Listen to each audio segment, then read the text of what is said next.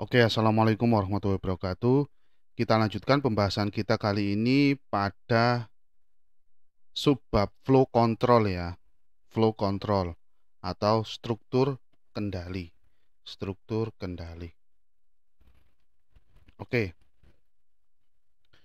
eh di sini flow control digunakan untuk memanipulasi aliran jalannya program yang kita tulis seperti menyeleksi atau memilih pernyataan di sini ya, menyeleksi atau memilih pernyataan, dan yang kedua itu mengulangi pernyataan. Nah, yang pertama ini menyeleksi, saya kasih A, urutan A, menyeleksi atau memilih pernyataan.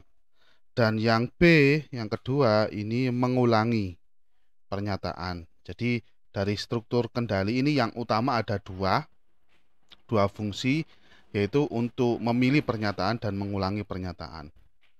Nah, itu merupakan hasil dari manipulasi aliran jalannya program atau flow-nya program. Hal ini dapat memungkinkan kita untuk membuat program yang fleksibel. Nah, jadi programnya fleksibel sesuai dengan yang kita inginkan atau sesuai kebutuhan kita, dan interaktif untuk kebutuhan pengguna. Nah, langsung saja yang pertama, ini tentang penyeleksian, selection atau memilih.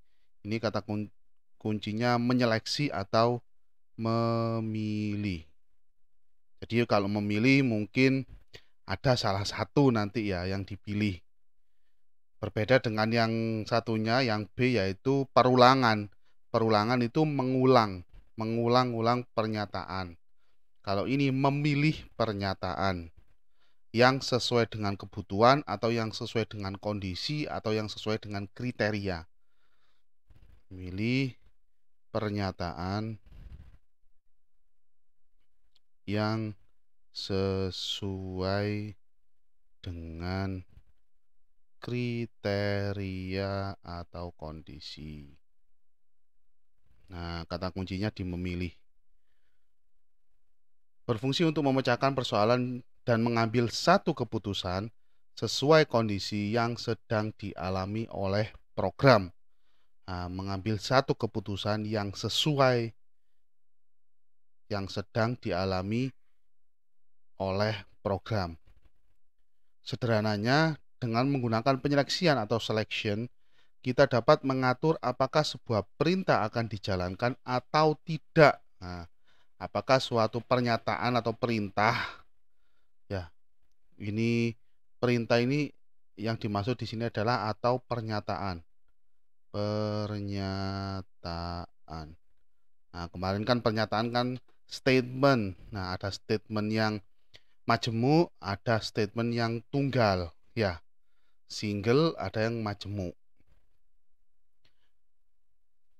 Nah, ini dia dijalankan atau tidaknya itu tergantung pada kondisinya. Apakah memenuhi syarat atau tidak kondisinya, atau kriterianya, apakah kriterianya memenuhi syarat atau tidak.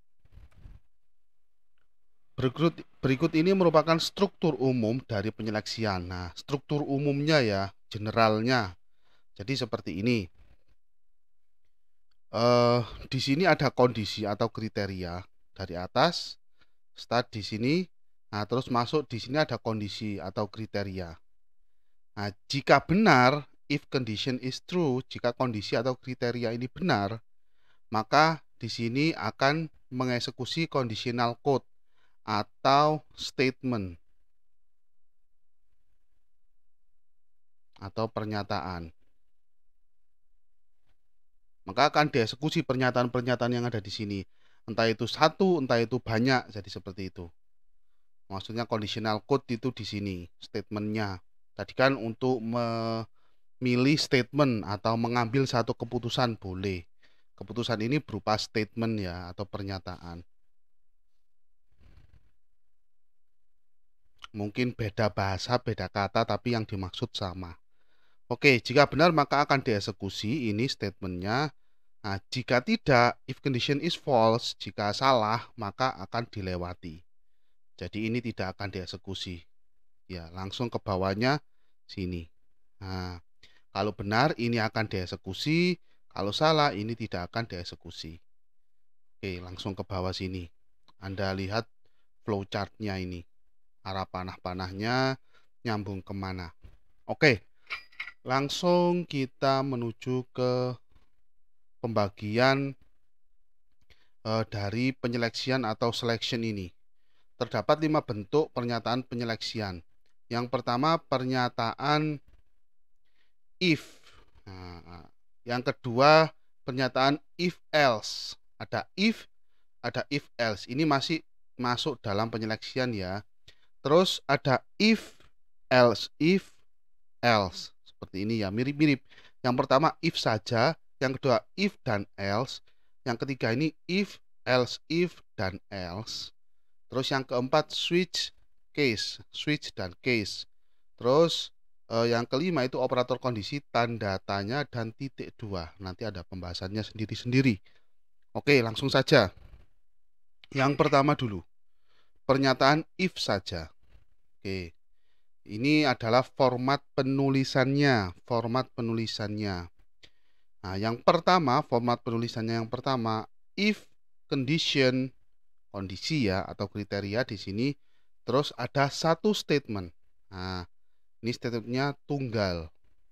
Kemarin sudah dibahas di video sebelumnya.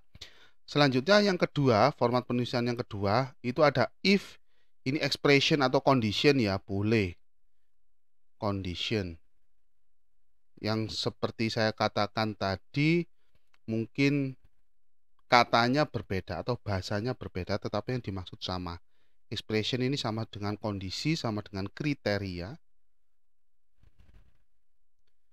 Nah, dia terpenuhi atau tidak. Kalau terpenuhi maka akan dieksekusi yang ada di dalam statement yang ada di dalam if. Nah, di sini ada buka kurung kurawal dan tutup kurung kurawal. Nah, ini menunjukkan ada block of statement, ada beberapa statement atau pernyataan. Berarti ini majemuk. Nah, jadi ini ikut yang majemuk formatnya.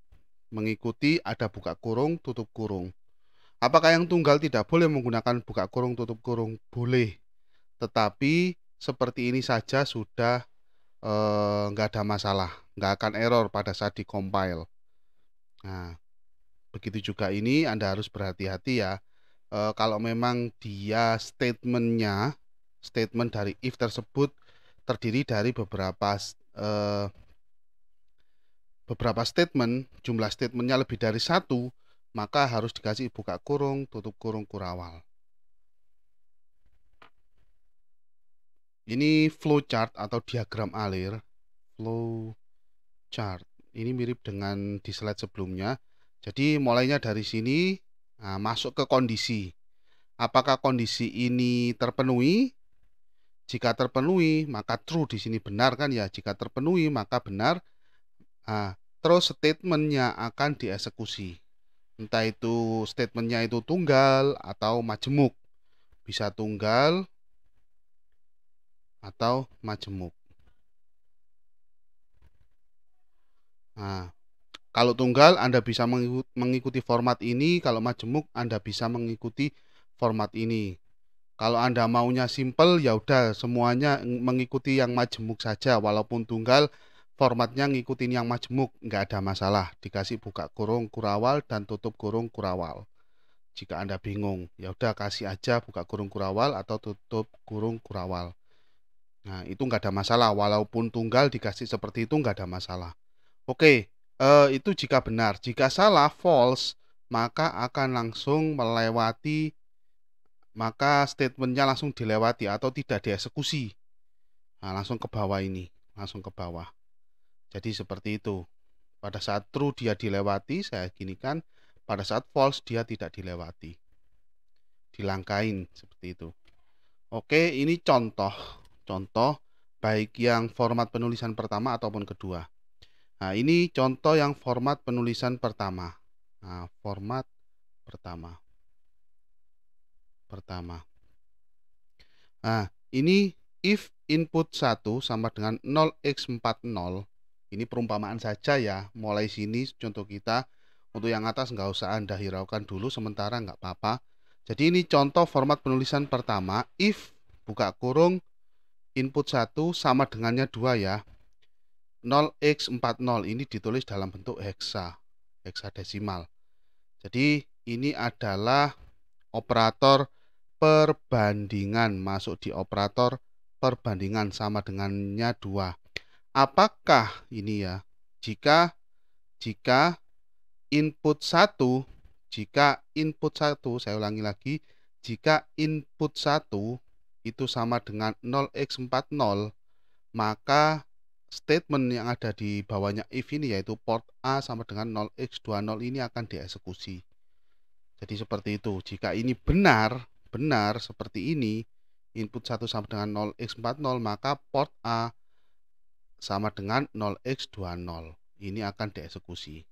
Ini yang format pertama. Statementnya cuma satu atau tunggal. Terus format yang kedua contohnya, if ini jika input 1 INP1 sama dengan 0x10, ini juga heksa ya, maka di bawahnya ini ada beberapa statement. Mulai dari port A sama dengan 0x80 sampai delay MS 1000 ini. Nah, jadi ada 1, 2, 3, 4, 5, 6 statement. Atau statementnya dia majemuk. Ini format 2.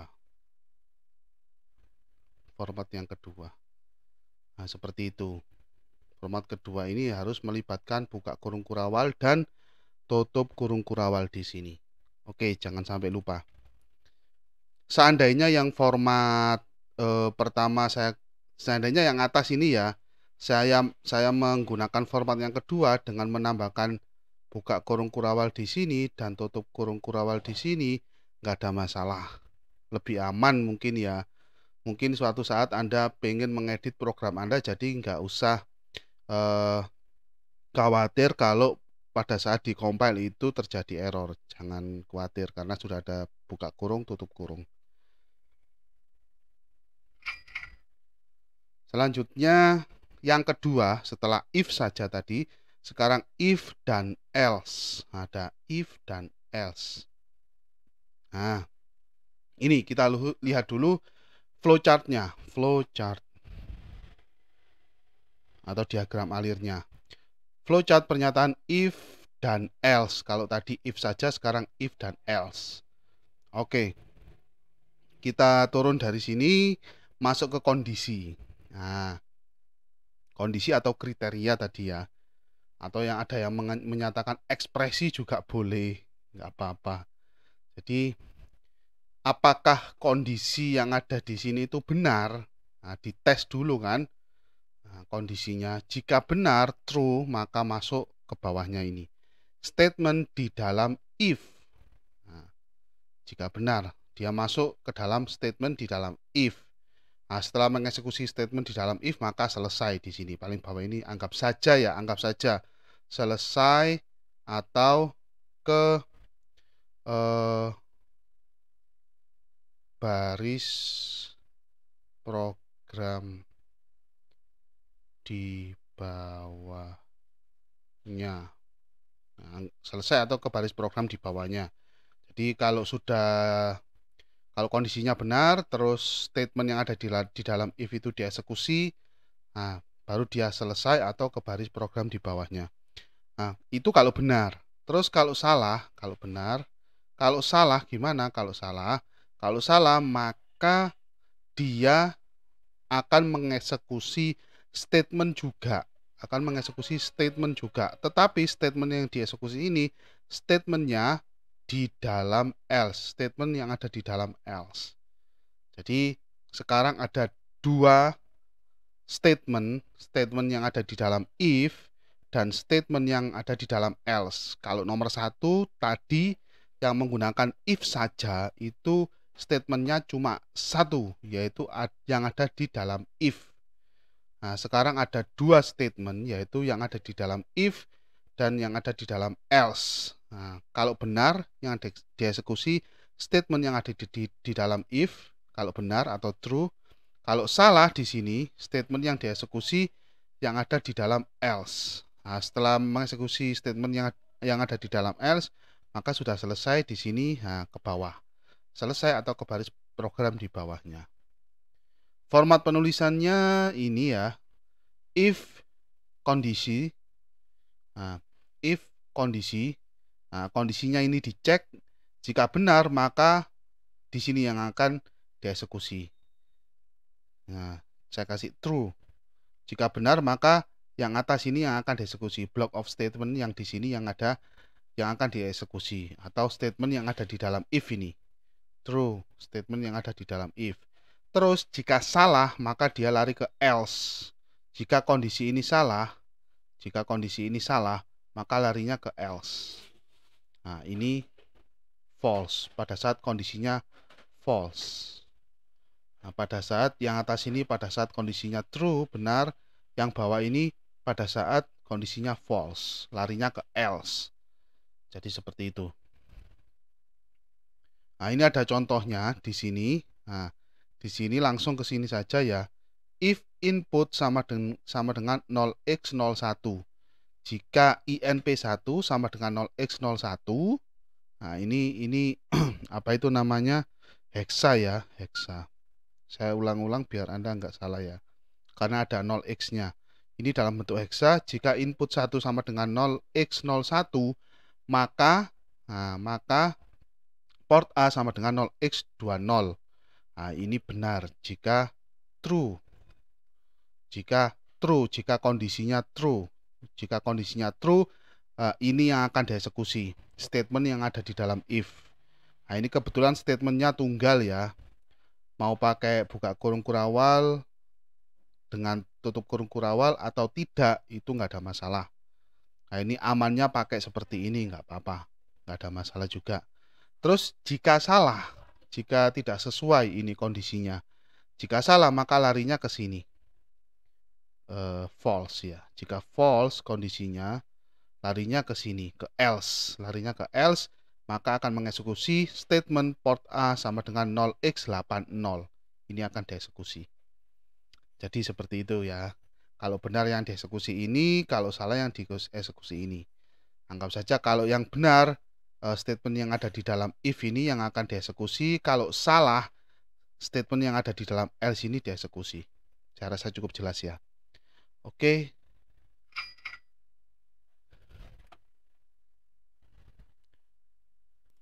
Oke, yang ketiga di sini adalah pernyataan if, else if, dan else. Oke. If juga dapat diikuti oleh pernyataan else if. Nah, else if. Nah, di mana pernyataan ini sangat berguna untuk menguji berbagai kondisi atau beberapa kondisi ya. Nah, di sini ditunjukkan ada kondisi 1, kondisi 2, di sini titik-titik berarti masih bisa kita menambahkan else if dan kondisi. Nah, terus kita tambahkan kondisi 3, kondisi 4, kondisi 5 itu masih bisa. Sampai kondisi 10 itu masih bisa. Jadi ini lebih banyak kondisinya atau kemungkinannya atau kriteria yang kita uji seperti itu. Karena dia memiliki beberapa else if. Bila kita menggunakan pernyataan if, else if, dan else, ada beberapa poin yang harus kita perhatikan atau kita ingat. Yang pertama yaitu pernyataan if ini dapat memiliki 0 atau 1 pernyataan else. Nah, if ini, yang format ini ya, if, else, if, dan else ini bisa tidak memiliki, maksudnya 0 ini tidak memiliki else. Jadi, if ini bisa tidak memiliki else atau dia memiliki satu else. Jadi seperti itu. Jadi else ini sifatnya tidak wajib gitu. Else ini sifatnya tidak wajib. Tidak wajib. Nah. Terus dan pernyataan else tersebut harus diletakkan setelah pernyataan else if. Nah, jadi anggap saja else ini paling belakang sendiri atau paling bawah. Paling bawah. Paling bawah atau paling terakhir. Itu else.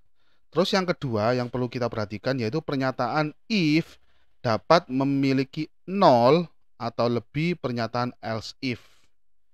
Nah, di kondisi seperti ini dia bisa tidak memiliki else if atau lebih dari 0, berarti bisa 1, 2, 3, 4, 5, 10 bisa. Jadi dia bisa memiliki else if lebih dari 1. Nah, seperti itu. Karena yang kita bahas sekarang else if, maka dia minimal 1 seperti itu. Atau sampai berapapun tergantung kebutuhan Anda. Dan pernyataan else if tersebut harus diletakkan sebelum pernyataan else. Jadi else if ini semua, umpamanya Anda punya 10 else if, maka semuanya itu diletakkan sebelum else dan harus sesudah if. Jadi berada di tengah-tengah antara if dan else. Yang paling atas ini if, yang paling bawah ini else di sini. Ini paling atas. Di tengah-tengahnya ada else if di sini tengah-tengah. Else if berapapun terserah. Ini paling atas. If-nya paling atas dan else-nya paling bawah. Tengah-tengah ada else if. Seperti itu biar gampang. Terus yang perlu diingat lagi, setelah pernyataan else if sukses dieksekusi, program tidak akan mengeksekusi pernyataan else dan else if lainnya. Nah, jika gampangannya gini, jika ada yang sudah benar satu, entah itu di if ini atau di else if-nya, di entah else if yang keberapa, maka sudah selesai. Else if dan else tidak akan dieksekusi, tidak akan dicek, sudah selesai. Kalau sudah ada satu yang benar, else if-nya atau bahkan if-nya benar, maka yang lainnya tidak dieksekusi. Sudah selesai. Nah, seperti itu. Ini flowchartnya, nah, lebih banyak dari sebelumnya ya. Jadi ini sebenarnya contoh saja. Adapun kondisi 1, kondisi 2, kondisi 3 ini bisa tambah, bisa lebih dari kondisi 3, bisa sampai kondisi 10, kondisi 20 tergantung kebutuhan Anda. Ya, flowchartnya ini kita potong sampai kondisi 3 saja. Karena kalau diteruskan nggak nutut ini slide-nya gitu. Oke, kita lihat di sini.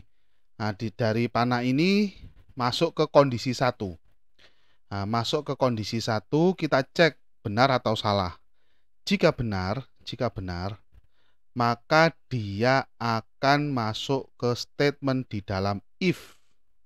Masuk statement di dalam if. Nah, terus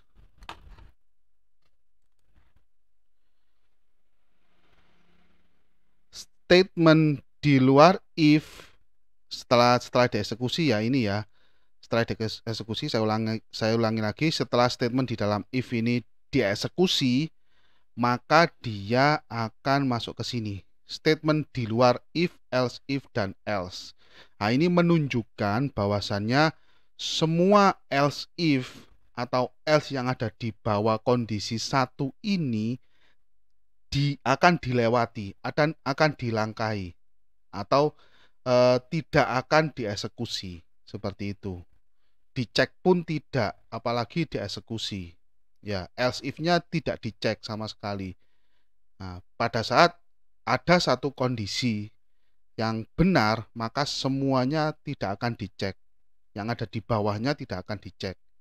Jadi ini ngecek kondisi if dan else if-nya ini dari paling atas, yaitu mulai if, terus turun else if yang pertama, turun else if yang kedua.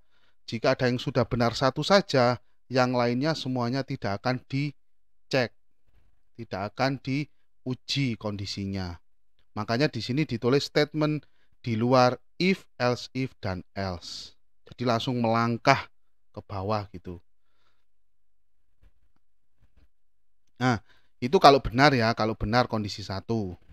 Nah, kalau salah di sini, jika kondisi 1 tidak memenuhi atau salah, maka dia akan lari ke kondisi 2, akan menguji yang else if-nya. Else if yang pertama, else if yang pertama. Nah, diuji kondisi 2, apakah benar? Jika benar, true di sini ya, maka statement di dalam else if yang pertama, saya tambahin biar nggak bingung. Else if yang pertama, statement di dalam else if yang pertama akan dieksekusi. Selanjutnya ke sini. Nah, ke tanda panah ini dia keluar dari else if yang lain. Jadi dari blok else if ini langsung keluar. Nah, di bawahnya tidak akan dieksekusi. Di bawahnya kondisi 2 atau else if yang pertama ini tidak akan dieksekusi, langsung keluar. Bahkan else pun tidak akan dieksekusi. Jadi langsung keluar. Itu jika benar. Jika salah, kondisi 2-nya salah di sini, false, maka dia akan menguji else if yang kedua. Else if yang kedua. Diuji. Jadi menguji else if yang kedua dengan kondisinya yaitu kondisi 3. Nah, kondisi 3, jika benar kondisi 3 ini, jika benar, maka statement yang ada di dalam else if yang kedua akan dieksekusi. Setelah mengeksekusi statement yang ada di dalam else if yang kedua, maka dia akan keluar langsung ke paling bawah, di bawahnya else, ke program di bawahnya. Di bawahnya else if dan else ini. Jadi seperti itu. Yang lainnya sudah nggak akan dicek, kondisi-kondisi lainnya sudah nggak akan dicek kalau ada. Ada umpamanya kondisi 4, kondisi 5, kondisi 6, kondisi 7, semuanya nggak akan dicek atau diuji. Sudah langsung dilewatin, keluar dari else if ini. Nah, umpamanya ini kita batasi sampai kondisi ketiga saja dan else if-nya ini cuma 2. Ada 2 else if. Nah, jika kondisi 3 jika kondisi 3 ini salah atau false di sini, maka dia akan lari ke statement di dalam else. Nah, pada saat salah, saya ulangi, pada saat salah kondisi 3-nya, maka yang dieksekusi adalah else-nya atau statement di dalam else. Nah, else ini kan sudah paling bawah tadi hierarkinya, secara hierarki itu kalau kita tulis dari flowchart ini ya, di sini ada if. Nah, kondisi 1 saya tulis kon 1. Terus di sini ada statementnya. Terus ada else if, buka kurung, kondisi 2. Ini ada statementnya, else if, kondisi 3. Nah, di sini ada statementnya. Dan yang terakhir else. Di sini ada statementnya. Nah, di sini ini statement di luar.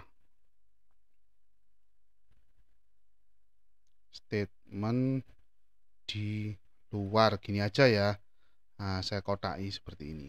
Nah, tapi secara hierarki kita lihat if ini yang paling atas, yang pertama kali akan diuji, dicek kondisinya apakah benar atau salah, dan else ini yang paling akhir, paling bawah. Di tengah-tengahnya ada else if. Else if yang pertama di sini, else if yang kedua di sini. Nah, kita lanjutkan yang statement di dalam else ini tadi.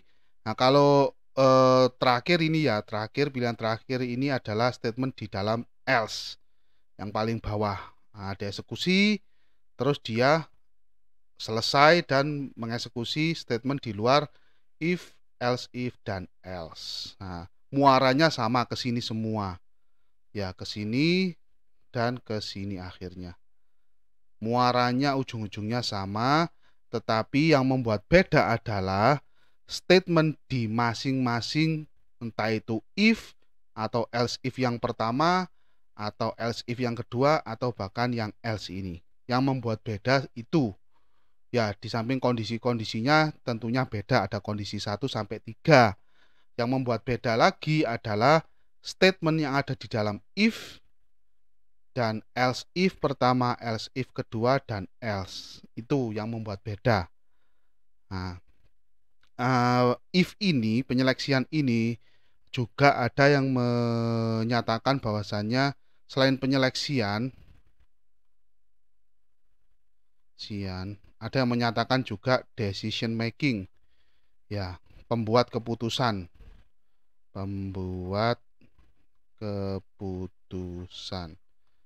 Jadi flow controlnya ini membuat keputusan atau decision making.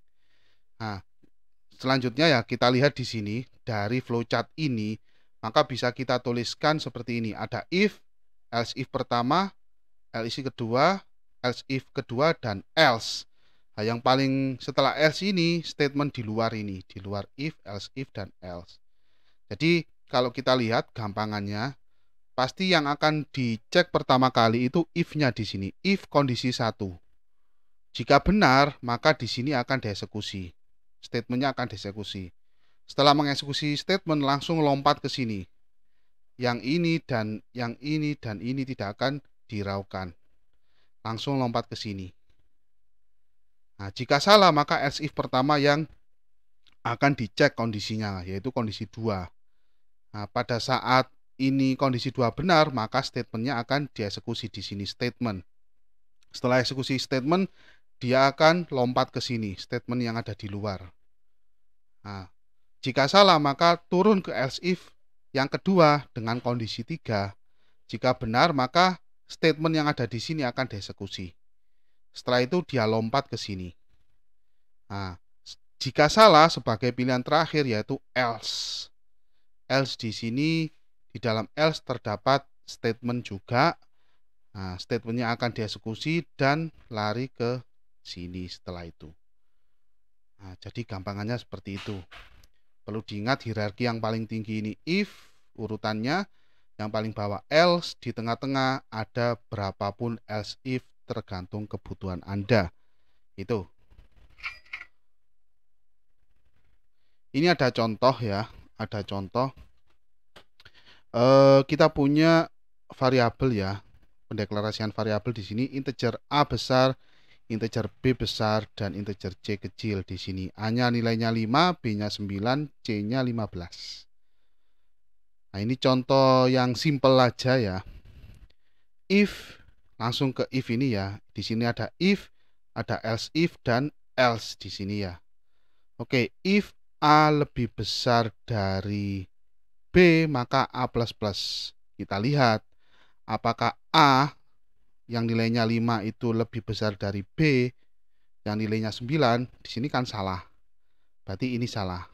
Nah, apakah 5 lebih besar dari 9? Jawabannya tidak, salah. Maka akan lompat di sini else if. Nah, else if. Ini yang dieksekusi. Sekarang else if. Else if diuji di sini kondisinya ya. Ada 2 di sini kondisinya. A sama dengan B sama B lebih kecil dari C. Dan di sini penghubungnya ada operator OR. Jadi operator logika OR. OR-nya 2 kali ya. Ini bukan bitwise tetapi operator logika OR. Karena tanda OR-nya 2. Double tanda OR-nya. Oke, apakah A sama dengan B? Saya rasa tidak, salah. Nah, apakah B lebih kecil dari C? B nilainya 9, C nilainya 15. Jawabannya benar. Nah, di sini logiknya 1 benar, di sini logiknya 0. Salah. Nah, operator logikanya itu OR. Nah, maka 0 di-OR-kan dengan 1, hasilnya sama dengan 1. Kalau benar di dalam else if ini kondisinya, maka ini akan dieksekusi. Nah, ketemunya di sini statement ini yang dieksekusi. Dieksekusi atau dijalankan. Setelah dijalankan, dia sudah langsung melewati else ini, jadi dia langsung turun ke sini.